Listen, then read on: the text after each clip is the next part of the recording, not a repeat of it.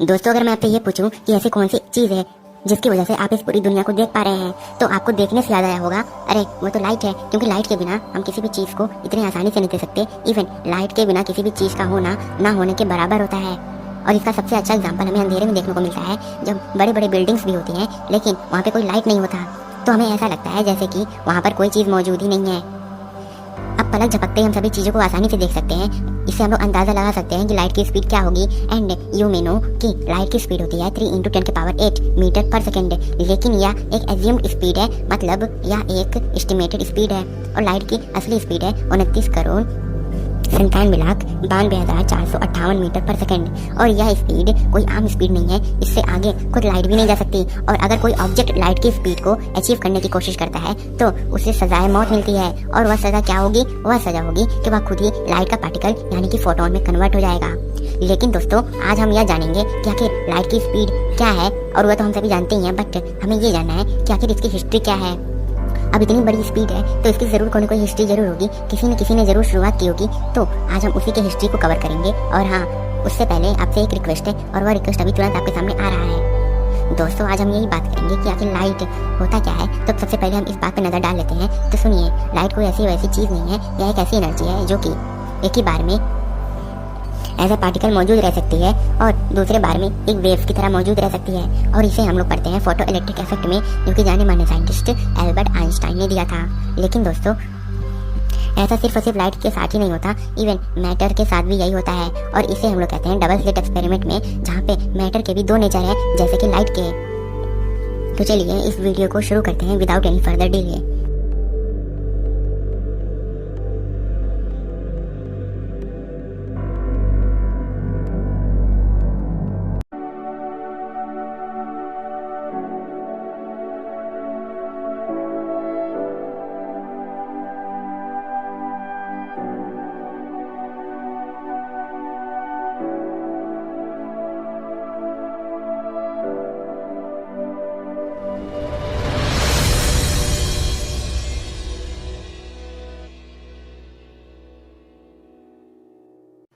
दोस्तों, मैं आपको ले चलता हूँ आज से 2500 साल पहले, यानी कि 490 BC में, जब एम्पेडोसिस नाम के एक मैथमेटिशियन ने हमें यह बतलाया कि लाइट की स्पीड इनफाइनाइट नहीं है। मतलब लाइट की स्पीड एक बार में ब्रह्मांड के एक छोर से दूसरे छोर तक बिना टाइम स्पेंड किए चली जाती है। ऐसा कुछ भी नहीं है, बल्कि इसकी स्पीड फाइनाइट है।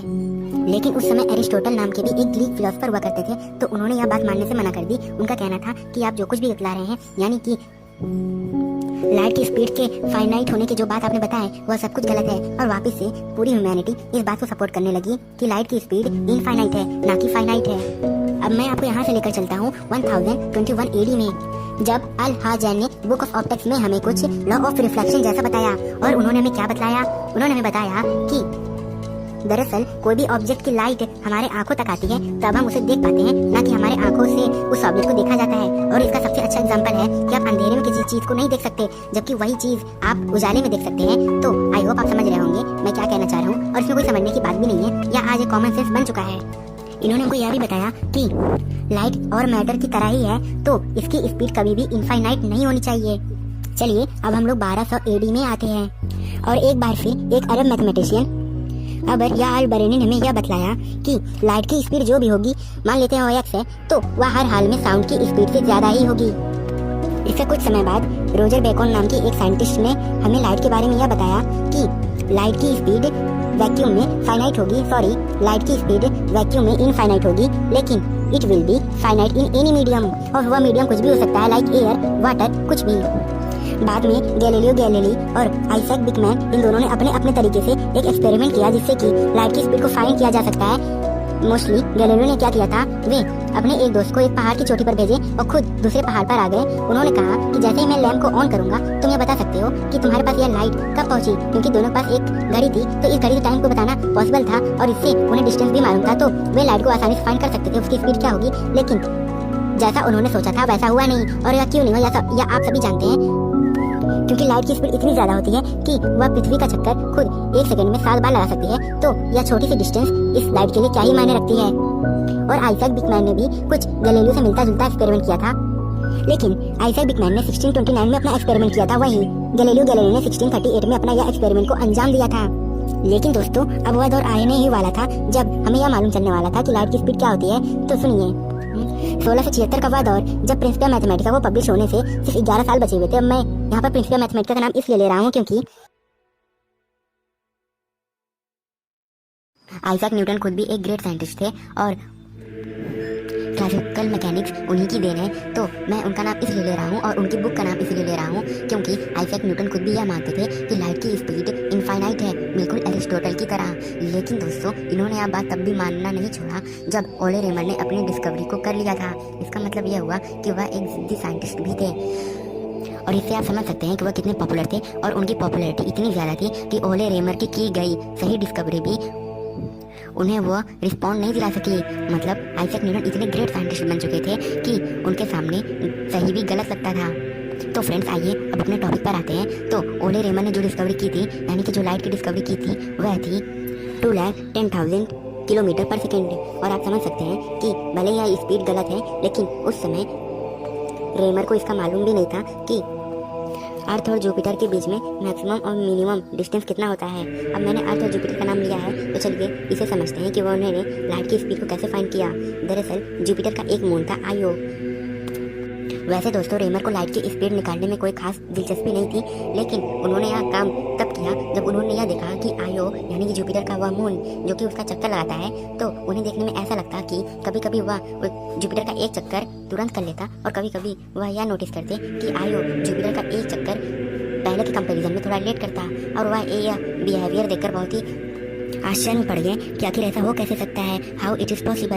लेकिन दोस्तों कहते हैं कि जब आप ऑब्जर्वेशन करेंगे तो कुछ चीज़ें क्लियर हो जाती है। ठीक उसी तरीके से इन्होंने भी ऑब्जर्वेशन करना शुरू कर दिया। बाद में इन्होंने नोटिस किया कि जब जब अर्थ और जुपिटर के बीच में डिस्टेंस बढ़ती है तब ऐसा लगता है जैसे आयो रोटेशन का रेट कम कर देता है, यानी जो काम वह 1 साल में करता था अब वह उसे 1.5 साल में कर रहा है। और जब जब अर्थ और जुपिटर के बीच में डिस्टेंस घटती है तब यह अपने रोटेशन का रेट बढ़ा देता है। तो उन्होंने क्या किया, अर्थ और जुपिटर के बीच में सबसे ज़्यादा हाईएस्ट स्पीड जो भी थी और सबसे ज़्यादा लोवेस्ट स्पीड जो थी, सबसे ज़्यादा हाईएस्ट डिस्टेंस जो भी थी और सबसे ज़्यादा लोवेस्ट डिस्टेंस जो भी थी, इन दोनों को माइनस कर दिया और उसके बाद कुछ मैथमेटिकल कैलकुलेशन से लाइट की स्पीड को फाइंड कर लिया। और इस तरीके से लाइट की स्पीड डिस्कवर हुई। भले यह स्पीड थोड़ी गलत है, लेकिन अगेन उन्हें उतनी इन्फॉर्मेशन नहीं थी जितनी आज हम लोगों को है। और उस समय के हिसाब से, उस समय की टेक्नोलॉजी के अकॉर्डिंग अगर देखा जाए तो उन्होंने जो लाइट की स्पीड निकाली है वह कम से कम सही ही है। भले ही उसमें 90,000 किलोमीटर का एरर हो, लेकिन फिर भी देखा जाए तो यह स्पीड एस्टिमेटली सही ही है। दोस्तों इन्हीं का मेथड यूज़ करके 1727 में जेम्स ब्रैडली नाम के एक साइंटिस्ट ने लाइट की स्पीड को 3,03,000 किलोमीटर बताया, 3,03,000 किलोमीटर पर सेकंड बताया। 1849 में हिप्पोलाइट फिजियो ने लाइट की स्पीड को 3,15,000 किलोमीटर पर सेकंड बताया। दोस्तों आपने माइकलसन मॉडल एक्सपेरिमेंट तो जरूर सुना होगा, जहाँ पर प्रूफ यह करना था कि ईथर का एग्जिस्टेंस होता है, लेकिन प्रूफ तो कुछ और हो गया कि लाइट की स्पीड कांस्टेंट होती है, जिसमें 2 साइंटिस्ट इन्वॉल्व थे, एल्बर्ट माइकलसन एंड मॉर्ले। बाद में 1936 में एल्बर्ट माइकलसन दोबारा से आते हैं और वह भी लाइट की स्पीड की एक वैल्यू बताते हैं, और वह वैल्यू क्या है, 2,99,796 किलोमीटर पर सेकेंड। दोस्तों इस बीच बहुत सारे साइंटिस्ट आते हैं और वे भी लाइट की स्पीड को कुछ ना कुछ बताते हैं, लेकिन दिन ब दिन यह लाइट की स्पीड एक्यूरेट होती जा रही थी। फाइनली 1983 में मीटर की एक क्लियर डेफिनेशन मिलती है। उसके बाद लाइट की स्पीड होती है 2,99,792.458 मीटर पर सेकेंड, 2,99,792.458 किलोमीटर पर सेकेंड। तो दोस्तों आपने देखा किस तरीके से सिर्फ यह पता करने में कि लाइट की स्पीड इनफाइनाइट होती है या फाइनाइट होती है, इसके लिए हम सभी को हजारों साल लग गए, या तो एग्जैक्टली बात करूं तो इसके लिए हम सभी को 1,500 साल लग गए। अब जब यह बात क्लियर हुई कि लाइट की स्पीड फाइनाइट है, तब हमको यह पता करना था कि अगर लाइट की स्पीड फाइनाइट है तो उसकी स्पीड क्या होगी, और यह पता करने में हम लोगों को 400 साल लग गए। सो फ्रेंड्स आप देख सकते हैं कि किस तरीके से इतना कुछ करने के बाद हमें लाइट की एक एग्जैक्ट स्पीड मिली, और हमारी जनरेशन इतनी लकी है कि हम सभी लाइट की स्पीड के बारे में इतना कुछ जानते हैं। और तो और हम लोग लाइट के बारे में भी बहुत कुछ जानते हैं, लेकिन साइंस का यह काम है कि यह कभी रुकती नहीं है, अपनी की गई कामों पर या फिर से रिसर्च करती है और हमें नए नए रिजल्ट ला के देती है।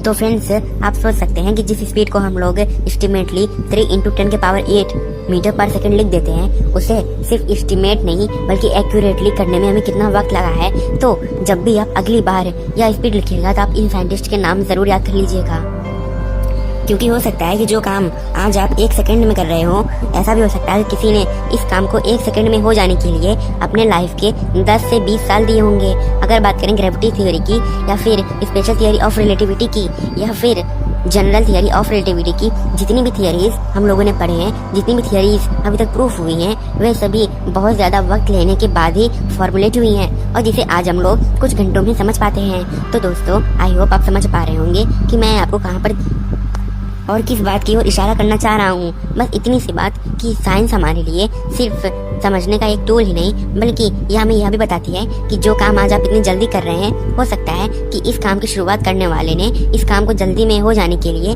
कोई ऐसा जरूर रहा होगा जिसने अपने लाइफ का ज़्यादातर वक्त सिर्फ इस काम को दिया होगा। तो एक बार आप उन सभी साइंटिस्ट को थैंक यू जरूर कहना। तो यह सब कुछ था आज के इस वीडियो के लिए। मिलते हैं नेक्स्ट वीडियो में। उससे पहले आप इस चैनल को सब्सक्राइब कर लीजिए, इस वीडियो को लाइक कर दीजिए, और हाँ, अगर ज़रूरत पड़े तो आप इस वीडियो को किसी को भी शेयर कर सकते हैं, बस अगर उसे इसकी ज़रूरत है तो फ्रेंड्स, मिलते हैं नेक्स्ट वीडियो में। टिल देन, बाय बाय, जय हिंद।